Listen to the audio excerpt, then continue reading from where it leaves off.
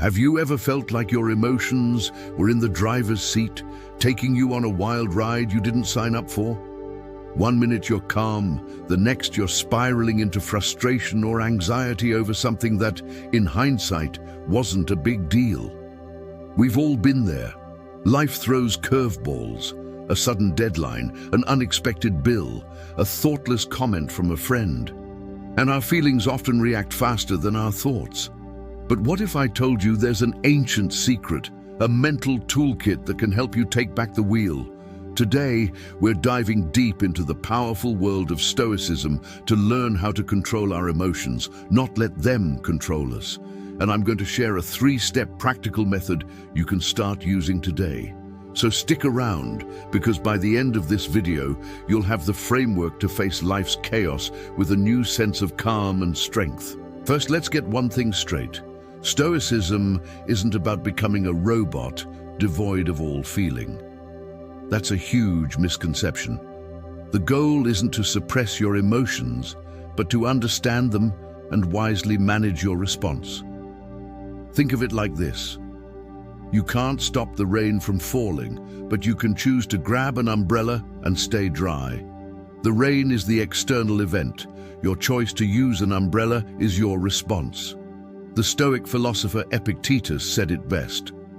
We cannot choose our external circumstances, but we can always choose how we respond to them. This single idea is the foundation of emotional freedom. Imagine this scenario.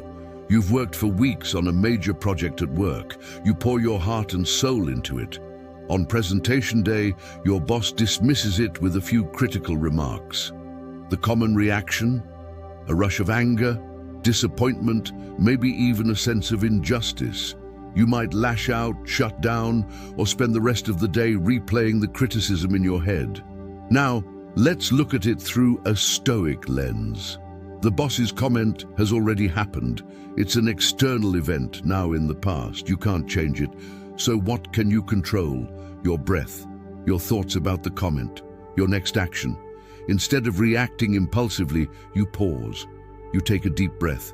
You acknowledge the sting of disappointment. That's a normal human feeling.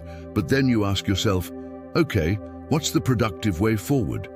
Maybe it's asking for specific, constructive feedback. Maybe it's analyzing the project for genuine weaknesses. Maybe it's simply recognizing your boss was having a bad day and their reaction wasn't entirely about your work. In that moment of pause, you reclaim your power.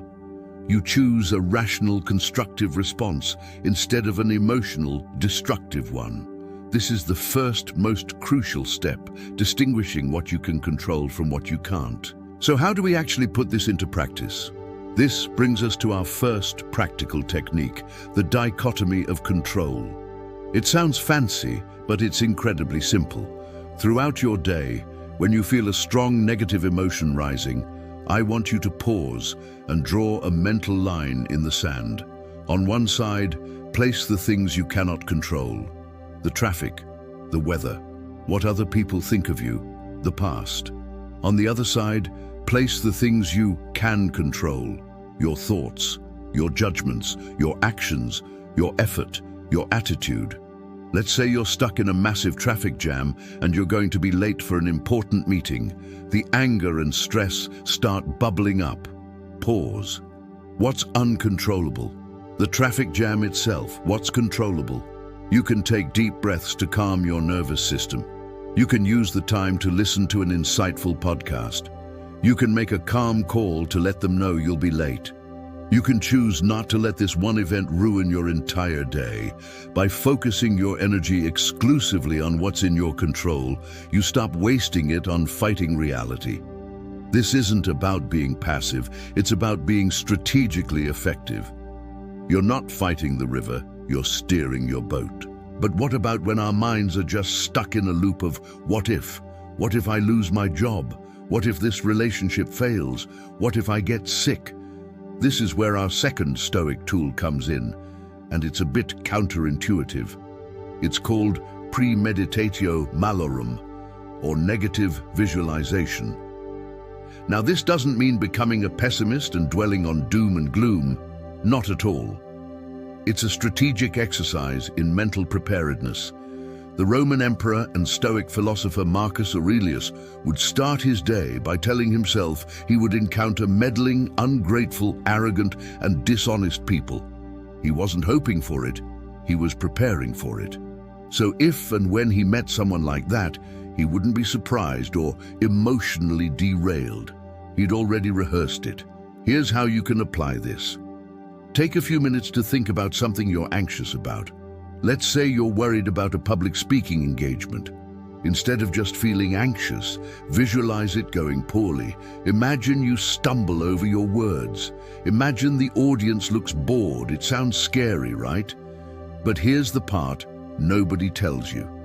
After visualizing the worst, you then ask yourself two questions. First, how would I cope if this happened? You'd probably be embarrassed, but you'd survive.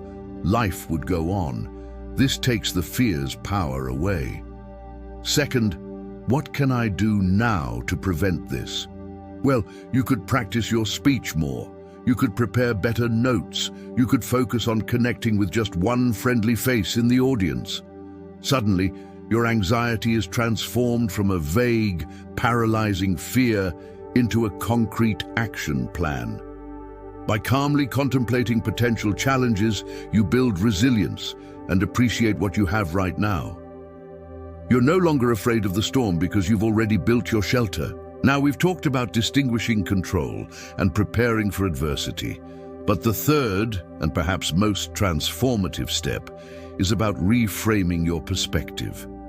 The Stoics believed that it is not events themselves that disturb us, but our judgments about events.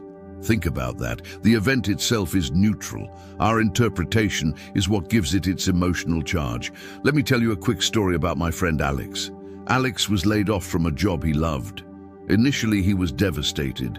His judgment was, "This is a catastrophe. My career is over." He was miserable for weeks. But then he started challenging that judgment. He asked himself, is this truly a catastrophe? Or is it just an unexpected change? Is it an ending, or could it be a beginning? He decided to reframe the event. Instead of a failure, he saw it as an opportunity, a forced chance to reevaluate his career path and maybe start the business he'd always dreamed of. 6 months later, he launched a small consulting firm that is now more fulfilling and successful than his old job ever was. The event, the layoff, didn't change. His judgment about it did, and that changed everything. So, when you face a setback, ask yourself, what's the story I'm telling myself about this? Is it the only story? Is there a more empowering, more useful way to look at this? This is the art of turning obstacles into opportunities. So let's tie this all together into a simple 3-step routine you can start using immediately. First, identify and separate. When you feel a negative emotion, pause and identify what is and isn't in your control. Second, prepare and appreciate. Use negative visualization not to worry, but to prepare for challenges and appreciate your present moment. And third, reframe and redirect. Challenge your initial judgments about an event. Look for the opportunity within the obstacle. Remember, this is a practice, not a perfect science. You won't become an unshakable Stoic sage overnight. There will be days when you react emotionally, and that's okay. The goal is progress, not perfection. Be patient and compassionate with yourself. As Seneca said, every new beginning comes from some other beginning's end. Each time you catch yourself, each time you choose a conscious response over an automatic reaction, you are rewiring your brain. You are building emotional muscle. Thank you so much for joining me on this journey into Stoic wisdom. I truly hope these ideas give you a new sense of power and peace in your daily life. If this resonated with you, please hit that like button and subscribe for more content on building a stronger, more resilient mind. And I'd love to know, which of these Stoic techniques are you most excited to try? Let me know in the comments below. Remember, you hold the power to choose your response. Embrace it.